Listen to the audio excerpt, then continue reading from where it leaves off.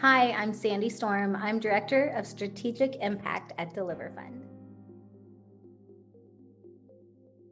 Human traffickers are just going to look for any vulnerability that they can exploit. Some vulnerabilities might be an unstable home life or addictions to drugs or alcohol. They might be a prior history of sexual abuse or trauma in that young person's life. Sometimes a vulnerability is just the desire to be loved and part of a community. And youth itself, with the naivety and the inexperience, that carries its own vulnerability. So when we want to be proactive to protect our kids, we can't just take away all of those vulnerabilities. That's part of them growing up. That's part of them becoming an adult.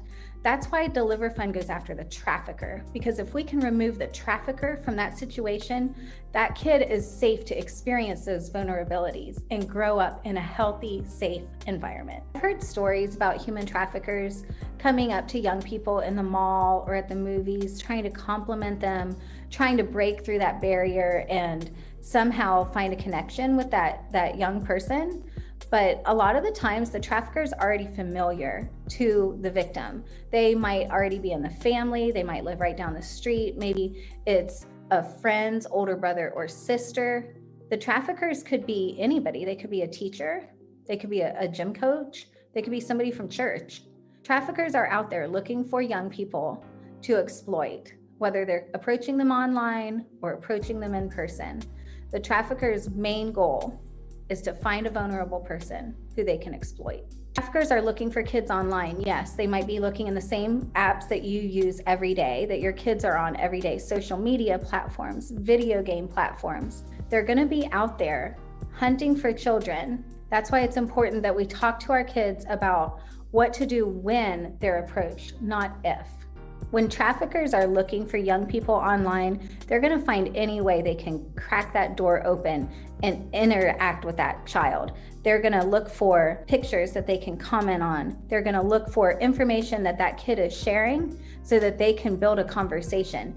If the kid is saying, oh, my parents are so unfair, they won't let me do this or they won't let me go there, the trafficker is going to send a chat message that says, your parents suck. Your parents are so unfair. If a young person is online and a trafficker is trying to find a way to exploit them, they're going to look at everything that child is sharing. They're going to look at all their pictures, all of their updates, all of their statuses. They're going to look at their friends. They're going to spend hours researching how to start a conversation, what kind of things this young person is into, how can they get in and open the door so that they have access to their life. Maybe they'll ask, why are you single? Because obviously you should have a boyfriend, or obviously you should have a girlfriend. You look like you have so much to offer. And so they'll try to build the relationship that way.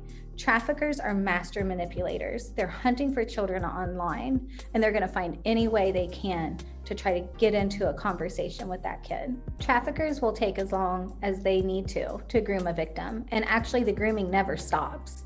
So it might take some time to build that relationship. Maybe it's a week, maybe it's a month, maybe it's 6 months of the consistent conversations, offering support, offering a shoulder to cry on, encouraging that potential victim. But once they have that victim under their control, they never stop grooming them. They want to always be the only source of encouragement, the only source of financial support, the only source of whatever that missing piece is that they're exploiting within that victim. The trafficker wants to be the only way that victim is going to find it. So they're going to continue to traffic, continue to groom, and continue to manipulate that victim as long as they have them under their control. Of course, parents and grandparents and teachers and people who work with kids and young people want to protect them. They want to learn how to have a conversation that's going to make that kid feel safe and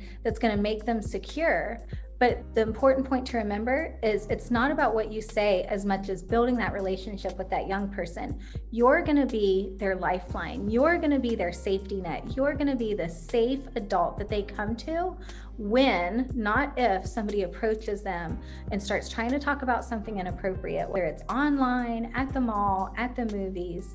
If you've done the work to build that trust and to build that relationship, they're going to trust you. They're going to come to you when they start to have these questions, when they start to face these circumstances. So you might ask questions just to get the conversation started. Like, tell me what you would do if somebody started texting you inappropriate images. Would you ever meet somebody in person that you had only met online? Or are there any girls in your class that are making videos for money or going on dates for money? Asking these questions is non-accusatory. It's totally just growing a relationship, asking them about their thoughts, their opinions, letting them know that you trust them enough to make decisions, but that you're there for them, that you're going to support them, and that you're the safe adult that they can come to when they have questions.